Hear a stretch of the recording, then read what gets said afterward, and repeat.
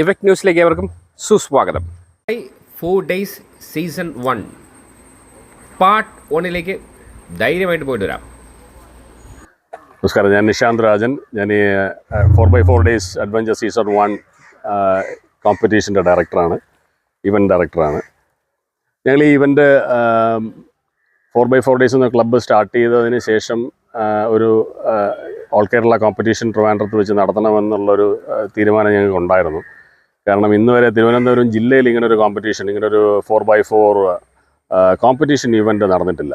അപ്പോൾ അത് തിരുവനന്തപുരം ജില്ലയിൽ നടത്താനുള്ളൊരു ഭാഗ്യം നമുക്കുണ്ടായി. ഞങ്ങളുടെ ക്ലബ്ബ് സ്റ്റാർട്ട് ചെയ്തിട്ട് ഇന്ന് 100 ദിവസം തികയുന്ന ഈ വേളയിൽ അത് നടത്താൻ കഴിഞ്ഞതിൽ ഞങ്ങളെല്ലാവരും വളരെ എക്സൈറ്റഡാണ്.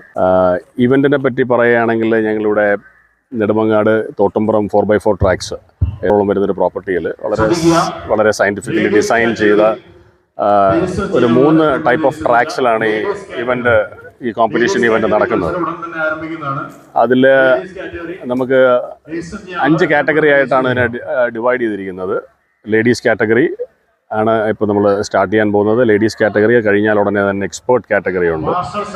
എക്സ്പേർട്ട് കാറ്റഗറി എന്ന് പറയുമ്പോൾ അതിനകത്ത് ഓൾമോസ്റ്റ് ഈ വരുന്ന വണ്ടികൾ എല്ലാം യൂസ് ചെയ്യാൻ പറ്റും. അഡീഷണൽ മോഡിഫിക്കേഷൻസ് ഉള്ള വണ്ടികളൊന്നും യൂസ് ചെയ്യാൻ പറ്റില്ല എന്നുള്ളതേ ഉള്ളൂ. അത് ഇന്ന് ഉച്ചയ്ക്ക് ശേഷമായിരിക്കും എക്സ്പേർട്ട് കാറ്റഗറി റൺ ചെയ്യുന്നത്. ഈ 2 കാറ്റഗറിയും ഇന്ന് റൺ ചെയ്ത് കഴിഞ്ഞാൽ അതിൻ്റെ വിജയികളെ ഇന്ന് തീരുമാനിച്ചിട്ട് ഇന്ന് ആരാണെന്ന് കണ്ടെത്തിയതിന് ശേഷം അവർക്കുള്ള പ്രൈസ് ഡിസ്ട്രിബ്യൂഷൻ കാര്യങ്ങളെല്ലാം ഇന്നേ ദിവസം വൈകുന്നേരം തന്നെ ഇവിടെ നടക്കുന്നതായിരിക്കും. നാളെ നടക്കാൻ പോകുന്നത് 3 കാറ്റഗറിയാണ്. ഒന്ന് താർ കാറ്റഗറി, താർ 2020 താറും പഴയ CRD താറും, അതൊരു കാറ്റഗറിയായിട്ട് റൺ ചെയ്യുന്നു. അതുകൂടാതെ അത് കഴിഞ്ഞാൽ പിന്നെ ജിംനി ജിപ്സി, അതൊരു കാറ്റഗറിയായിട്ട് റൺ ചെയ്യുന്നു. അതുകൂടാതെ ഏറ്റവും പ്രോഗ്രാം എൻഡ് ചെയ്യുന്ന കോമ്പറ്റീഷൻ എൻഡ് ചെയ്യുന്നത് ഒരു ഓപ്പൺ കാറ്റഗറിയിലാണ്. ഓപ്പൺ കാറ്റഗറി എന്ന് വെച്ച് കഴിഞ്ഞാൽ ഈ ഇതുവരെ ഓടിയിട്ടുള്ള എല്ലാ വണ്ടികളും, അത് ലേഡീസ് ആയാലും മെയിൽ ഡ്രൈവേഴ്സ് ആയാലും ഈ എല്ലാ വണ്ടികൾക്കും ഒരുമിച്ച് കോമ്പീറ്റ് ചെയ്യാനുള്ളൊരു വേദിയാണ് ഈ ഓപ്പൺ കാറ്റഗറി എന്ന് പറയുന്നത്. അതായിരിക്കും ഓപ്പൺ ചാമ്പ്യൻഷിപ്പ് എന്ന് പറയുന്നത്. അപ്പോൾ അതിനായിരിക്കും ഞങ്ങളിവിടെ കൊടുക്കുന്നത്. ഞങ്ങളൊരു എവർ റോളിംഗ് ട്രോഫിയാണ് അതിന് കൊടുക്കുന്നത്. കൂടാതെ മറ്റ് താർ കാറ്റഗറിക്കും ജിംനി കാറ്റഗറിക്കും ഉള്ള പ്രൈസ് ഡിസ്ട്രിബ്യൂഷനും നാളെ വൈകുന്നേരം തന്നെ ആയിരിക്കും ഇവിടെ നടക്കുന്നത്.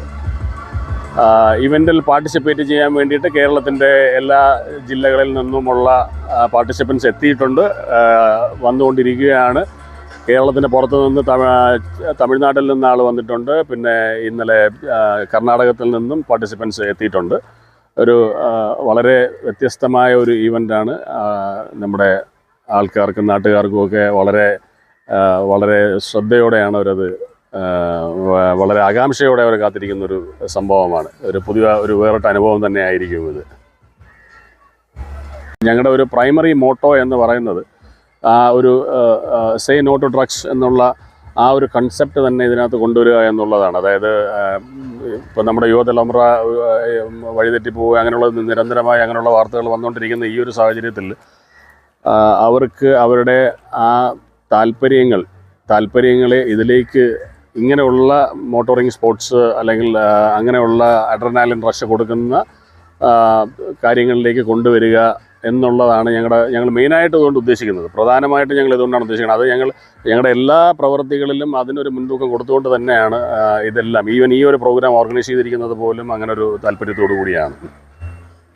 മത്സര ജേതാക്കളെ നിശ്ചയിക്കുന്നത് എങ്ങനെയാണ്? എന്തിൻ്റെ കാറ്റഗറീസിലാണ്? എത്ര സമയം കൊണ്ടെത്തുന്നതാണ്? അങ്ങനെ? അതെ, നമ്മൾ ഇവിടെ ഇതിന് 2 രീതിയിലാണ് നോർമലി മത്സരാർത്ഥികൾ ആരാണ് വിജയികളെ നിശ്ചയിക്കുന്നത്. അതായത് ഒന്ന് ടൈമിങ്ങും ഒന്ന് പോയിൻറ്റ്സുമാണ്. അപ്പോൾ ഞങ്ങൾ ഇവിടെ ഫോളോ ചെയ്യുന്നത് ടൈമിംഗ് ആണ്. അതായത് ഒരു ട്രാക്ക് 3 സ്റ്റേജസ് ആണ് ഞാൻ നേരത്തെ പറഞ്ഞതുപോലെ. അപ്പോൾ ഒരു ട്രാക്ക് കംപ്ലീറ്റ് ചെയ്ത് വരാനായിട്ട് എത്ര ടൈം എടുക്കും, ആ ട്രാക്ക് കംപ്ലീറ്റ് ചെയ്യുന്നതിനിടയിൽ തന്നെ പല ഒബ്സ്റ്റക്കിൾസ് ഉണ്ടാവും, അത് ക്ലിയർ ചെയ്യണം. പിന്നെ കോൺ എടുക്കാനുണ്ടാകും, പെനാൽറ്റീസ് ഉണ്ട്. അപ്പോൾ ഇതെല്ലാം ടൈമിങ്ങിൽ തന്നെയാണ് ഇതിൻ്റെ കാൽക്കുലേഷൻ വരുന്നത്. മതി ഓക്കെ. നിങ്ങളെ ഫ്രണ്ടിനെ കൂടെ വിളിക്കുമോ? വിളിക്കേ.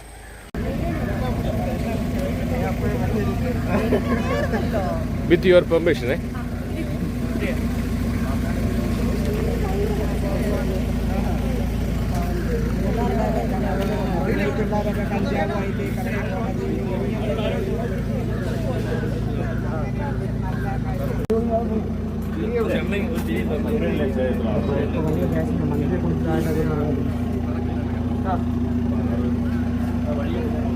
Gracias.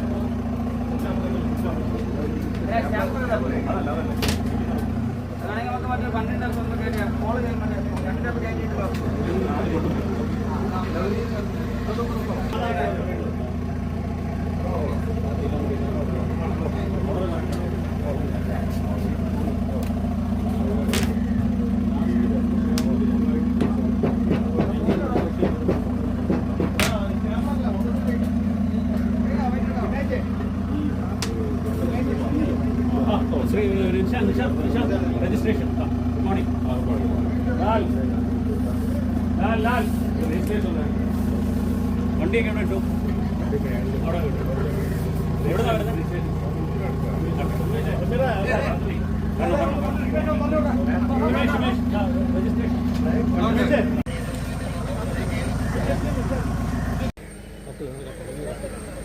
നിങ്ങളേ അതിനകത്ത് രണ്ടുപേരും കയറിയിട്ട് എന്തെങ്കിലുമൊക്കെ ഷോ കാണിക്കും.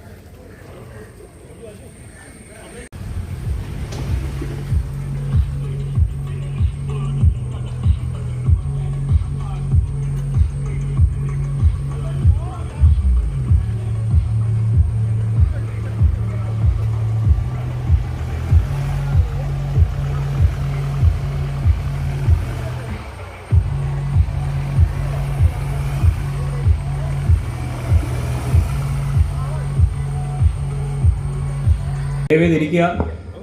ബഹുമാനപ്പെട്ട മന്ത്രി ആയിട്ടുള്ളൊരു മൈൽ സ്റ്റോണാണ് നമ്മുടെ ഈ ചെറിയ കൂട്ടായ്മയ്ക്ക്. ഈ കൂട്ടായ്മയെക്കുറിച്ചൊരു 2 വാക്ക് പറയാതിരിക്കാൻ വയ്യ. നമ്മുടെ ചാൾസ് ഡാർവിൻ്റെ പരിണാമ സിദ്ധാന്തം പഠിച്ചു കഴിഞ്ഞാൽ, തിയറി ഓഫ് എവല്യൂഷൻ നോക്കിക്കഴിഞ്ഞാലും മനുഷ്യൻ വളർന്നു വന്നപ്പം, കാലത്തിനനുസരിച്ച് വളർന്നു വന്നപ്പം പര്യടനങ്ങളോട്, അതായത് അറിയാത്ത സ്ഥലങ്ങളിലേക്ക് പോകുവാൻ മനുഷ്യൻ എപ്പോഴും ഒരു ത്വരയുണ്ടായിരുന്നു. He had a primal need to explore. ആ എക്സ്പ്ലോർ ചെയ്യാനുള്ള ത്വരയുടെ ഒരു ഭാഗമായിട്ടാണ് ഇന്ന് ഈ ഓഫ് റോഡ് എന്ന് പറയുന്നത് വന്നതെന്ന് തോന്നുന്നു. അങ്ങനെയാണ് നമുക്ക് വിശേഷിപ്പിക്കാൻ പറ്റുന്നത്. 1969 മനുഷ്യൻ ചന്ദ്രനിൽ എന്തിനു കാല് വെച്ചു എന്ന് ചോദിച്ചാൽ ഓഫ് റോഡ് ചെയ്യാനല്ല. എന്നാലും അതും ഇതുപോലൊരു ത്വരയുടെ ഭാഗമാണ്. മനുഷ്യന്റെ വികസനത്തിൽ മനുഷ്യൻ വളർന്നു വരുമ്പോൾ പ്രകൃതിയോടുള്ള മനുഷ്യന്റെ ആ ഒരു ഇഴചേർന്ന ആ ബന്ധം മായാതിരിക്കാൻ ചില പ്രവൃത്തികൾ മനുഷ്യൻ കണ്ടുപിടിച്ചു. അതിലൊരു കാരണം, ഒന്നാണ് ഓഫ് റോഡിങ്. കാര്യം എന്തെന്ന് വെച്ചാൽ, പ്രകൃതിയോടടുത്ത് കയറി ചെല്ലാൻ സാധാരണ വാഹനങ്ങളിലോ കാൽനടയായോ പോലും പറ്റാത്ത പല സ്ഥലങ്ങളിലും ഒരു ഓഫ് റോഡ് വാഹനം അല്ലെങ്കിൽ ഒരു ഫോർ വീൽ ഡ്രൈവ് ഉള്ള ഒരു വാഹനം, ജീപ്പോ അതുപോലുള്ള വാഹനങ്ങളുമായിട്ട് നമുക്ക് കയറി ചെല്ലാൻ പറ്റും. അങ്ങനെ തന്നെ ഈ വാഹനത്തിന്, ഈ ഓഫ് റോഡ് എന്ന് പറഞ്ഞ ടെക്നോളജിക്കും മെക്കാനിസത്തിനും വലിയ പ്രാധാന്യമുണ്ടായി. മനുഷ്യൻ കൂട്ടായിട്ടാണ് എപ്പോഴും കണ്ടുവരുന്നത്. മനുഷ്യൻ പണ്ട് ഇര തേടാൻ പോകുന്നതും ഇന്ന് കൂട്ടായ്മകളും. അങ്ങനെ കൂട്ടായ്മയോടെ ഈ എക്യുപ്മെന്റ്സുമായിട്ട്, മനുഷ്യനും മെഷീൻസുമായിട്ടുള്ള അഭേദ്യമായ ബന്ധം സ്ഥിരീകരിച്ചുകൊണ്ട് ഈ ഓഫ് റോഡിങ് ട്രിപ്പുകളായി വാഹനങ്ങളുമായിട്ട് ഓഫ് റോഡിങ് തുടങ്ങി. അപ്പോൾ പ്രകൃതിയുടെ പല തലങ്ങളിൽ, ബുദ്ധിമുട്ടായിട്ടുള്ള തലങ്ങളിൽ മനുഷ്യൻ ഈ വാഹനത്തിൽ കയറി ഇറങ്ങുമ്പോൾ ഒരു ആത്മധൈര്യവും ഒരു സെൽഫ് കോൺഫിഡൻസും പലതിനെയും കീഴടക്കിയ ഒരു ധൈര്യവും മനുഷ്യന്റെ മനസ്സിലുണ്ടായി. അതാണ് ഓഫ് റോഡും മനുഷ്യനും തമ്മിലുള്ള ബന്ധം. കുറച്ച് നാൾ മുമ്പ്, കറക്റ്റായിട്ട് പറഞ്ഞാൽ ഒരു 3 മാസം മുമ്പ്, ഇന്ന് 100ാമത്തെ ദിവസമാണ്, 3 മാസം മുമ്പ് കുറച്ച് സുഹൃത്തുക്കൾ 10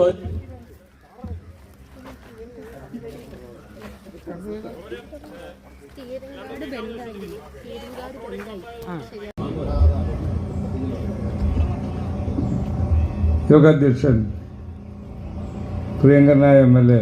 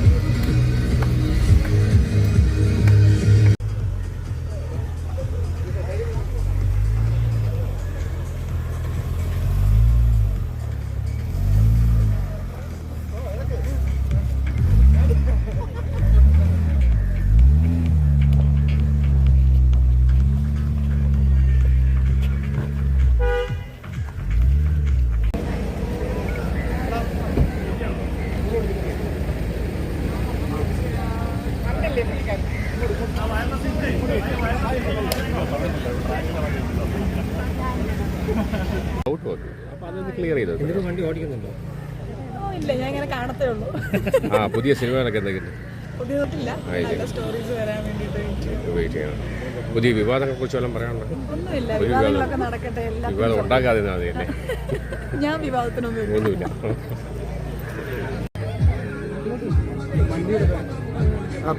വെയിൽ കിടക്കി കാഴ്ച കിടക്കില്ലടാ. നീ അങ്ങോട്ട് കൊണ്ടുവരുത്തില്ല, അങ്ങോട്ട്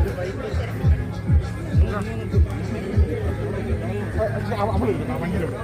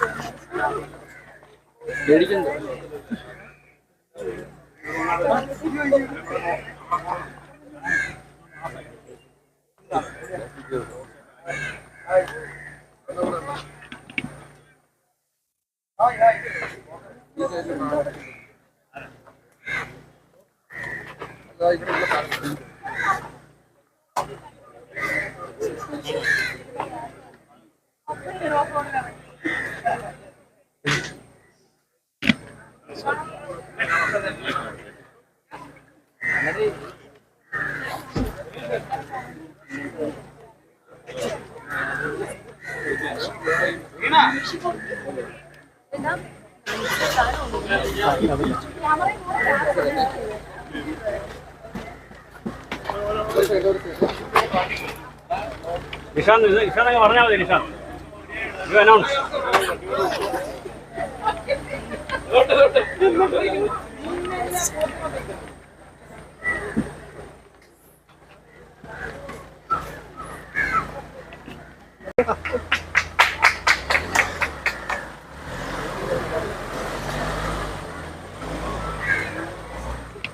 ഒരു കാര്യം, നമ്മൾ പെനാൽറ്റി ഒന്ന് പറയാവേ.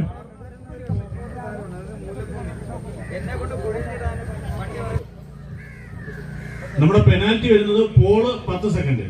അത് ട്രാക്കിൽ വെച്ച് ഒന്നരം ബ്രീഫ് ചെയ്തോളൂ.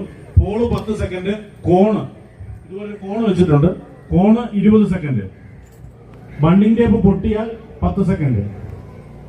ഓക്കെ, അതുപോലെ നമുക്ക് ഓരോ സ്ഥലത്തും ട്രൈ ഉണ്ട്. 4+1 ആണ് ട്രൈ. ഫസ്റ്റ് നമ്മൾ അറ്റംപ്റ്റ് ചെയ്യുന്നു, അതിന്റെ കൂടെ 4 ട്രൈ മാത്രമേ അനുവദിക്കത്തുള്ളൂ. 4 ട്രൈ കഴിഞ്ഞാൽ DNF പോകുന്നതാണ്. 4+1 ആണ് ട്രൈ, ശ്രദ്ധിക്കുക. അത് അവിടെ മാർഷൽ കാണും, മാർഷൽ വിസിലടിച്ച് നിർത്തും. പിന്നെ നമുക്ക് പോകുന്ന വഴിയിൽ ഒബ്സ്റ്റക്കിൾ ഉണ്ട്, അതെല്ലാം കവർ ചെയ്യും. നമ്മുടെ ഒരു പോളിൽ ഒരു കോണ് വെച്ചിട്ടുണ്ടായിരിക്കും, അത് രണ്ടും പോയാൽ 30 സെക്കൻഡ് പെനാൽറ്റി വരും. ക്ലിയർ അല്ലേ? അത് ഇമേജ് ക്ലിയർ ആയിട്ട് കാണിച്ചു തരും, ഒന്ന് ചോദിച്ചാൽ മതി. എന്തെങ്കിലും പ്രൂഫ് കിട്ടുകയാണെന്നുണ്ടെങ്കിൽ അത് DNF ആയിട്ട് ചെയ്യുന്നതായിരിക്കും. കോ ഡ്രൈവർ സ്റ്റിയറിംഗ് ഹാൻഡിൽ ചെയ്യാൻ പറ്റില്ല.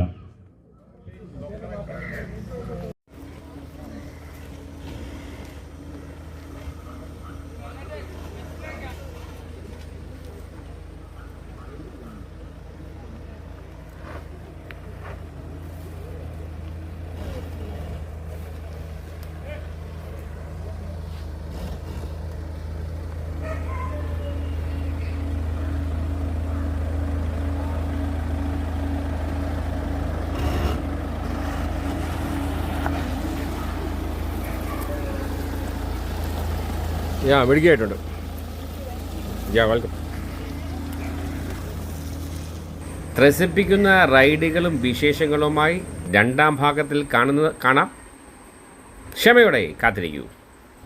കൂടുതൽ വാർത്തകളും വിശേഷങ്ങളുമായി വീണ്ടും കണ്ടുമുട്ടുന്നവരെ എവർക്കും നന്ദി, നമസ്കാരം.